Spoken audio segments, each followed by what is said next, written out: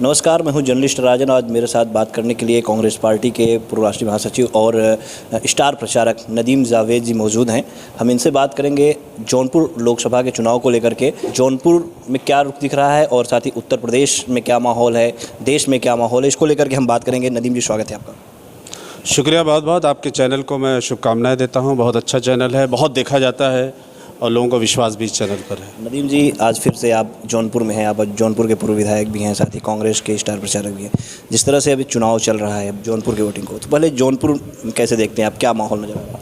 नहीं, जौनपुर में जिस तरह का माहौल है, आप कहीं भी निकल जाइए, जो फीडबैक है, किसी से भी आप बातचीत करेंगे तो एक बात निकल कर आती है और वो ये है कि कांग्रेस पार्टी और इंडिया गठबंधन के जो प्रत्याशी हैं श्री बाबू सिंह कुशवाहा जी, वो चुनाव यहाँ पर जीतने जा रहे हैं। इसमें तो कहीं कोई शंका है नहीं। अब बात सिर्फ इस बात की है कि वो कितने वोटों से जीतेंगे, किस तरह की लड़ाई यहाँ पे बनेगी।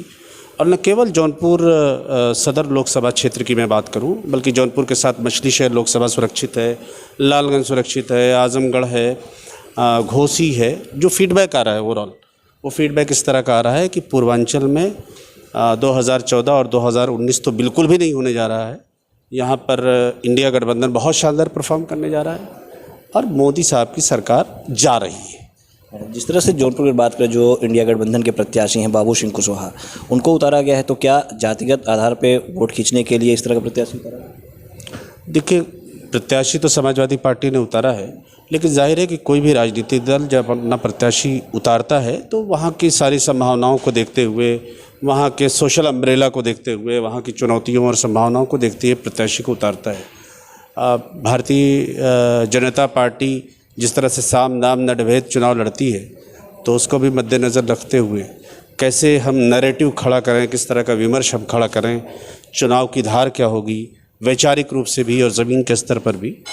तो मुझे ऐसा लगता है कि ज़रूर उन्होंने चिंतन किया होगा और चिंतन करने के बाद जो ठीक लगा होगा वो फैसला किया होगा। देखिए, दो बातें मैं कहना चाहता हूँ। एक तो ये कि विपक्ष का कोई भी नेता हो, चाहे केजरीवाल साहब हों, चाहे हेमंत सोरेन जी हों, चाहे कांग्रेस पार्टी के नेता रहे हों, ये सारे लोगों पर लगातार ईडी और सीबीआई के ज़रिए हमला होता रहा है और इनके खिलाफ़ भी करने की कोशिश की गई, धनंजय सिंह जी के खिलाफ़ भी। हम इसकी कड़े शब्दों में निंदा करते हैं, मगर साथ ही साथ एक बात मैं ज़रूर कहना चाहता हूँ और वो बात ये है कि ये चुनाव भाजपा के खिलाफ़ अगर कोई देश में लड़ रहा है तो सिर्फ इंडिया गठबंधन लड़ रहा है और इंडिया गठबंधन के प्रत्याशी यहाँ पर श्री बाबू सिंह कुशवाहा जी हैं। तो चुनाव जो है वो व्यक्तियों का नहीं है, देश के संविधान को, लोकतंत्र को बचाने का है और इंडिया और एनडीए के बीच का चुनाव है। तो आप लोगों को ईडी वगैरह डर नहीं लगता? नहीं, हम लोग, हमारा नेता ही नहीं डरता है। हमारा नेता पूरे देश में घूम रहा है। सबसे बीजेपी के खिलाफ़ कोई सशक्त आवाज़ है तो वो श्री राहुल गांधी जी की आवाज़ है। पूरे देश में कन्याकुमारी से कश्मीर और फिर मणिपुर से वो मुंबई तक तकरीबन 10,000 किलोमीटर की यात्रा की, लगातार मोदी पर अटैक करते हैं। तो जब हमारा नेता नहीं डरता है तो हमारे डरने का सवाल कहाँ से पैदा होता है? आप अन्य प्रदेशों में भी जा रहे हैं, देख रहे हैं, तो क्या माहौल दिख रहा है, क्या लगता है इस बार देश में? एक बात जो मुझे सब जगह कॉमन दिखी, वो बीजेपी की सीटें सब जगह कम हो रही हैं। कहीं 3 कम हो रही है, कहीं 5 कम हो रही है, कहीं 10 कम हो रही है, कहीं 20 कम हो रही है। सीटें सब जगह बीजेपी की कम हो रही है। अगर जो वो कह रहे हैं कि 400 पार, तो क्या लगता है? 400 पार तो छोड़िए, सब 200 पार होना मुश्किल है जिस तरह के हालात दिखाई दे रहे हैं। भारतीय जनता पार्टी की सीटें 200 के अंदर आ रही हैं और 200 के अंदर अगर बीजेपी की सीटें आती है तो सरकार नहीं बनने वाली है। बहुत बहुत धन्यवाद नदीम जी हमारे साथ जुड़ने के लिए। तो ये नदीम जावेद है, जो पूर्व विधायक भी हैं जौनपुर के।